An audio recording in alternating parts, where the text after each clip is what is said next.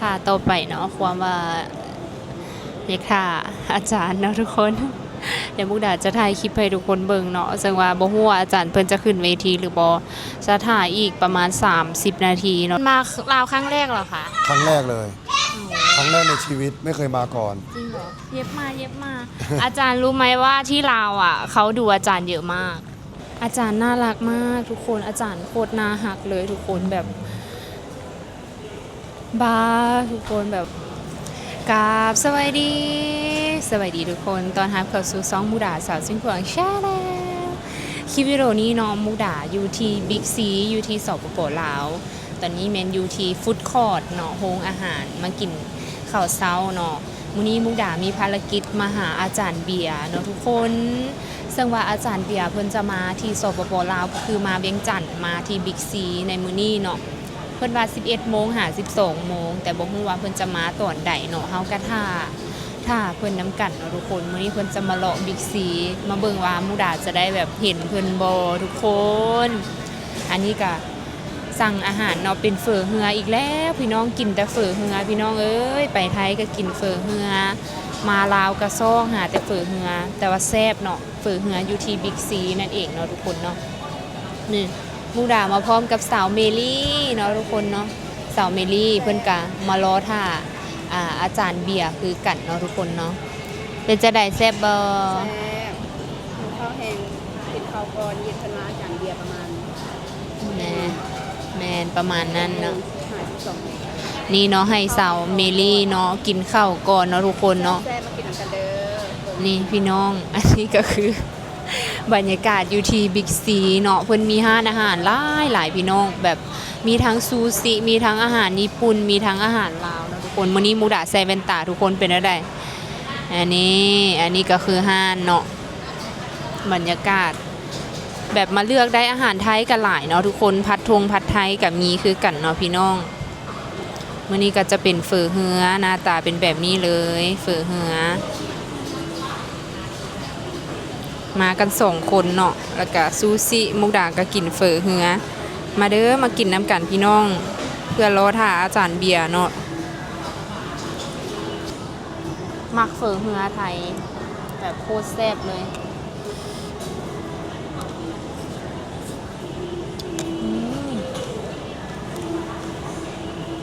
น้ำแล้วแบบต้มยำแซ่บทุกคน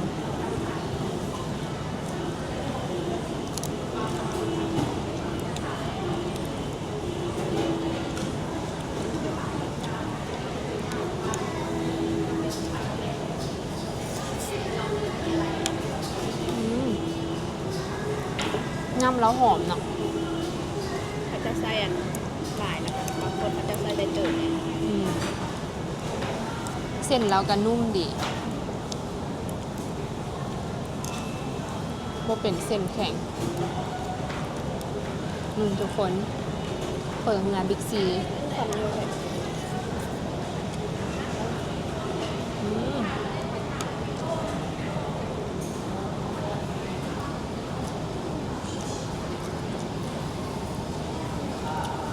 ก็มีหลายๆคนนะทุกคนมาถ่าอาจารย์เบียร์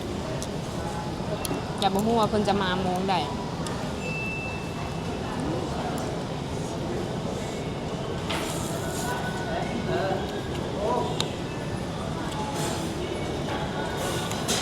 อร่อยไหม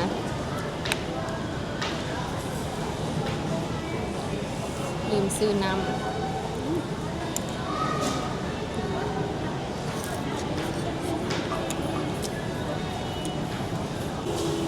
นี่ทุกคนเปิดเหือสาวเมลี่เนาะ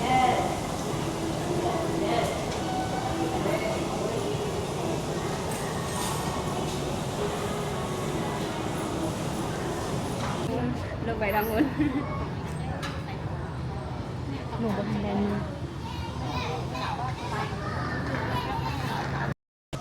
ไปเฮ้ยไปตัวนี้นี่ทุกคนเจอแล้วเจออาจารย์แล้วทุกคนอย่าเฝ้านี่อันนี้คือทางด้านหลังอาจารย์เนาะทุกคนเนาะนี่ ทุกคนบอกได้เลยว่า อาจารย์มาแล้วเนาะทุกคนเนาะเดี๋ยวเราจะขอถ่ายรูปกับอาจารย์เนาะทุกคนมาเห็นเราอยู่ทั้งหน้าเลยเมื่อกี้ซอกเทซอกวาเนาะทุกคนเนาะเฮ้ยถ่ายให้แน่เรื่องเสียวโทรศัพท์ก่อนได้ดีสิขอถ่ายคลิปนะอาจารย์เบิ่งเฮ็ดครึ่งเด้อ เอาจังไดซันนี่ว่ะ ฮะบ่เฮาเป็นอันซื้อ YouTube ธรรมดาโดยขอถ่ายแหน่ จ้ะ สวัสดีอาจารย์ FC นะคะ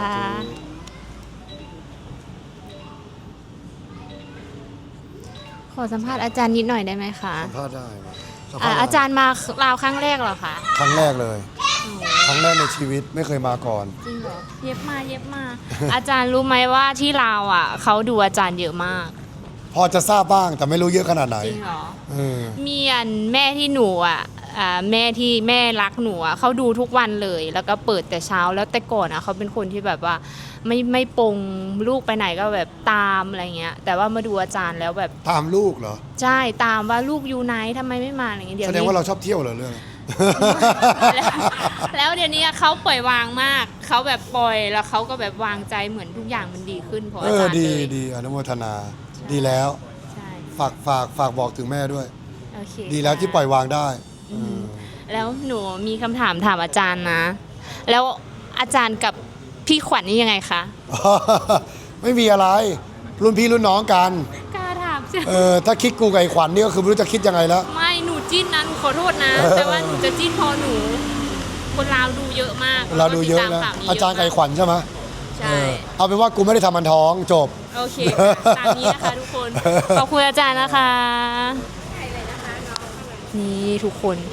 บอกได้เลยได้ค่ะ นี่ทุกคน อันนี้ก็คือเป็นโทรศัพท์อ๋อขอบคุณค่ะนี่ทุกคนอันนี้ก็คือบรรยากาศเนาะทุกคนมึงด่าได้สัมภาษณ์อาจารย์นะตื่นเต้นทุกคนมีบอลนั่งเนาะเพิ่นว่าอยู่ทางด้านในไปนั่งฟังกันตื่นเต้นเนาะทุกคนเนาะ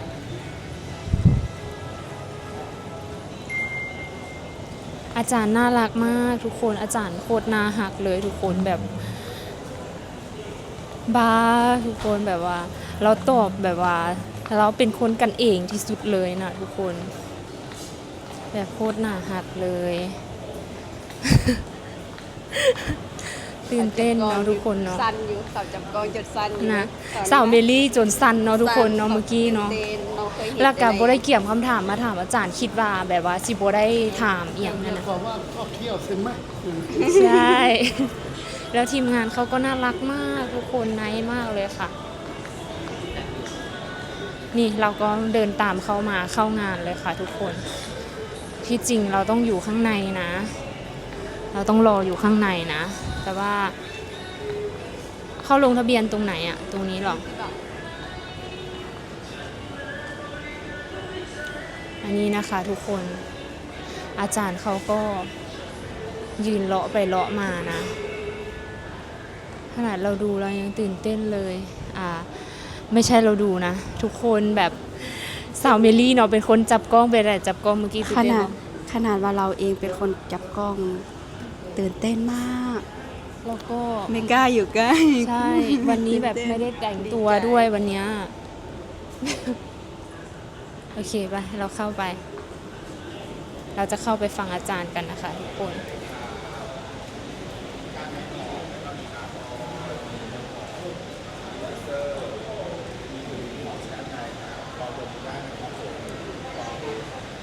ทุกคนเรามาช้านะ เราตามอาจารย์มาเลยนะคะเนี่ยแบบอาจารย์อยู่ข้างนอกเราก็มาเลยอะไรเงี้ยทุกคนเข้าใจไหมที่จริงเราควรมานั่งก่อนนะคะและนี้เราตามก้นอาจารย์มาเลย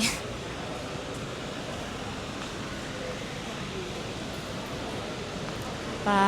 ทุกคนทันใจกันมา ไปสัมภาษณ์นะ นี่ทุกคน อันนี้ก็คือเป็นบูธเอียงต่างๆเนาะทุกคนเนาะ จังหวัดอุดรธานีค่ะ ผัดจริงผัดเล่นผัดจริงกับติดเล่นน้ำจิ้มสุกี้เขาขายในเซเว่นนะ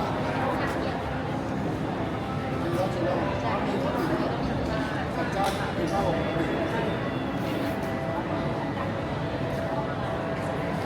ก็หมายถึงว่าใส่พวกอะไรลงไปแล้วก็เอาน้ำนี่ก็ขายที่นู่นนะขายในเซเว่นนะชิ้นใหญ่ดีสุดตั้งเดิมถ่ายรูป นี่ทุกคน เรียบร้อยแล้ว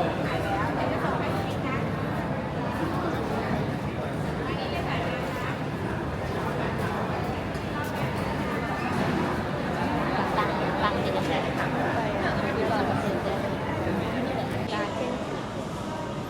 นี่ทุกคนอันนี้แม่นบรรยากาศเนาะอยู่ที่หน้างานเนาะพี่น้องซึ่งไปหลายๆคนเนาะมารอท่าอาจารย์เปลี่ยนประมาณ2 ชั่วโมงเนาะพี่น้อง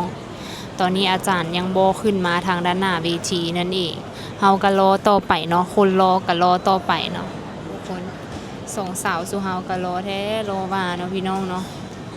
นี่อันนี้ก็คือบรรยากาศอยู่ทางด้านหลังรถคนหลายพี่น้องมาเถาะท่าอาจารย์อยู่เด้อเนาะพี่น้องเนาะเพิ่นไล่สดอยู่อัน YouTube นำเนาะพี่น้อง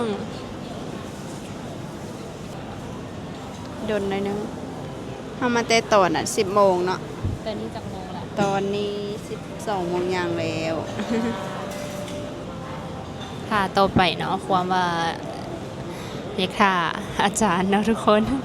เดี๋ยวมุกดาจะถ่ายคลิปให้ทุกคนเบิ่งเนาะซึ่งว่าบ่ฮู้ว่าอาจารย์เพิ่นจะขึ้นเวทีหรือบ่จะถ่ายอีกประมาณ30 นาทีเนาะทุกคนถ้าอาจารย์บ่ขึ้นเวทีเฮาก็สิได้กลับนั่นเองเนาะพี่น้องเนาะถ้าอาจารย์ขึ้นเวทีเฮาก็สิได้ฟังอาจารย์หน่อยนึงแบบนี้เนาะพี่น้องอันนี้ก็คืออยู่บิ๊กซี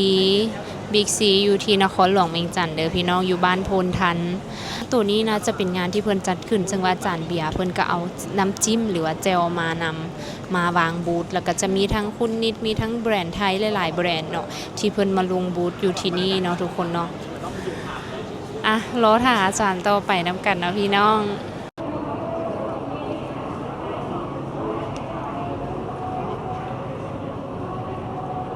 ว่าเพิ่นมาลาวครั้งแรกนั่นเองเนาะพี่น้องเนาะเพิ่นว่ามาลาวครั้งทำอิฐ รอบหน้าบางทีเพิ่นจะพาขวัญอุสามณีมานำเด้พี่น้องตอนนี้เนาะเฮารอท่าเพิ่นประมาณเกือบจะเข้า2 ชั่วโมงแล้วทุกคนแต่ว่ามุกดามาแต่มานั่งท่านะเกือบจะเข้า2 ชั่วโมงแล้วแต่ว่าท่าต่อไปเนาะพี่น้องเนาะเพิ่นกำลังไลฟ์สดอยู่ทาง YouTube แล้วก็ทางแอปฟ้านำแล้วก็ทางแอปดำนำเนาะพี่น้องเดี๋ยวมุกดาจะให้เบิ่งอยู่ทางด้านข้างสาวมิลลี่ก็ท่าแท้ท่าว่าแล้วเมื่อกี้เพิ่นบอกว่าเมื่อไปเพิ่นว่าสิเนาะเพราะว่าเพิ่นหากับพักเวียกมื้อนี้แล้วเพิ่นเมื่อยสินะมุกดาก็เลยท่าเพิ่นก่อนน้อยหนึงก่อนเนาะเบิ่งว่าเพิ่นสิมาขึ้นเวทีบ่ทุกคนมื้อนี้คันเพิ่นบ่ได้ขึ้นเวทีก็คือสิบ่ได้เห็นเนาะทุกคนเนาะ เบิ่งสาวเมลี่นี่ทุกคนสาวเมลี่เนาะเพิ่นนั่งอยู่ฝากนั่นเนาะพี่น้องมาลุ้นกันเนาะว่าเพิ่นจะเข้ามายามใดเนาะพี่น้องเนาะคนก็เริ่มทยอยกันมาหลายแล้วเนาะทุกคนบางคนก็เมื่อเนี่ยแล้วบางคนก็เมื่อได้แล้วแล้วก็บางคนก็มาใหม่แบบนี้นะทุกคนบางคนท่าเมื่อยแล้วกับเมื่อแบบนี้แบบหากกะฮู้ว่าอาจารย์เพิ่นมาลาวครั้งแรกครั้งทำอิฐเนาะเมื่อกี้มุกดาย้อนไปเบิ่งตอนสัมภาษณ์นะทุกคนแต่ว่ามุกดาโชคดีอย่างหนึ่งก็คือเพราะอาจารย์ก่อนหน้านี้ก่อนที่ว่าเราจะเข้ามาทางด้านในเนาะทุกคนเนาะไปพอเราอยู่นอกแบบนี้นะแบบเราเฟรนลี่แฮงทุกคนเขาถามอีหยังเราก็ตอบนะพี่น้องมาท่าต่อไปเนาะทุกคนเนาะคนเฮาสิได้ออกไปก่อนเนาะเนื่องจากว่าอาจารย์เพิ่นมาขึ้นเวทีตอนบ่ายโมงเมื่อกี้ถามอาจารย์เพิ่นอยู่ในไลฟ์สดเนาะก็คือประมาณ1 โมงฉะนั้นแล้วรอถ่ายอีก1 ชั่วโมงน่าจะบ่ไหวเนาะเพราะว่าเฮาเฮ็ดเวียกมาเมื่อยแดเนาะก็เลยว่ามื้อนี้เนาะหมดก็คือเห็นอาจารย์แต่สำหันก็ดีใจสุดแล้วมีแต่เบิ่งอาจารย์เนาะอยู่ทางออนไลน์เอาเพราะว่าเพิ่นขึ้นเวทีเพิ่นก็จะตอบคำถามอีหยังต่างๆนั่นแหละเนาะทุกคนเนาะเพิ่นจะได้มื้อนี้มาท่าอาจารย์แต่เช้า ก็ เสียใจบ่บ่ได้ บอสอย่างน้อยเขาก็ได้เห็นเพิ่นแล้วหั่นน่ะได้อัด คลิปเพิ่นหน่อยหนึงเพิ่นก็น่าจะเพิ่นขึ้นตอนบ่ายโมงแม่นปะเพราะว่าเฮาเห็นในป้ายเฮาคิดว่าเพิ่นขึ้น10โมง นี่เพิ่นอยู่นี่ทุกคนนี่อันนี้ก็คือเป็นอาจารย์เพิ่นเนาะเพิ่นจะนั่งอยู่นี่เนาะทุกคนเนาะนี่เห็นบ่ทุกคนเฮาเห็นแต่ทางข้างแบบนี้ นี่ทุกคนไปลงทางนี้ลงรีบเอาบ่ ไปเลยย่างไปลองเลย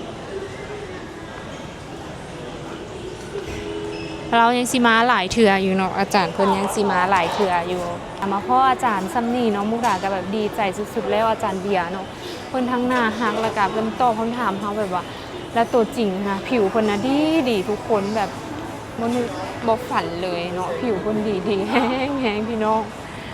ดีใจอะแท้ว่าทุกคนถึงว่าเฮาจะบ่ได้ฟังเพิ่นเว้าแต่เฮาก็เบิ่งอยู่ในอันนั้นเนาะทุกคนเนาะเบิ่งอยู่ในได้ว่าออนไลน์ก็ถือได้ว่าแบบสุดแล้วเนาะสำหรับเฮาสินะพี่น้องนี่เขียนนี่แหละอันนั่นเนาะ เกือบคือเสียนหลุดนี่แหละบ่ได้ฟังอาจารย์เบียร์เนาะทุกคนได้มาแม่นได้แต่มาแนมหลังเพิ่นเนาะแล้วก็นำก้นเพิ่นไปมาๆเนาะพี่น้องอันนี้ก็คือบรรยากาศเนาะอยู่ที่บิ๊กซีนั่นเองเพิ่นบอกว่าเพิ่นมาครั้งเดียวมาเทื่อทำอิฐและสิมาอีกเป็นว่าซ่านพี่น้องเพิ่นเอาน้ำพริกมาขายนำเด้อพี่น้องเด้อนี่สาวเมลี่กับสิพากันไปพักผ่อนเนาะสองสาวเนาะพี่น้องสองสาวมามื้อนี้เนาะทุกคนเดี๋ยวมื้อหน้าเฮาจึงจะมาเบิ่งน้ำกันเนาะว่าบิ๊กซีแม่นไผจะมาแน่ส่วนหลายเพิ่นจะเอาคนไทยมาเพราะว่าบิ๊กซีก็เป็นแบบเครือของคนไทยที่เพิ่นมาตั้งอยู่ลาวนั่นเองเนาะพี่น้องเนาะเดี๋ยวคลิปนี้มูดากับสาวเมลี่จะได้ลาทุกคนไปก่อนเด้อเมลี่ บ๊ายบายขอบใจทุกคนที่เข้ามาชมมุกดาชาแนลเด้อ ไว้พ่อกันเด้อทุกคนเด้อมื้อนี้ตั้งใจมาหาอาจารย์เบียร์เนาะเฮาได้พบแล้วสมใจแล้วถึงจะบ่ได้นั่งฟังเนาะทุกคนเนาะไปก่อนทุกคนฝากกดไลค์กดแชร์เป็นกำลังใจให้กับช่องมุกดาสาวซิ่งเฟิงเด้อบ๊ายบาย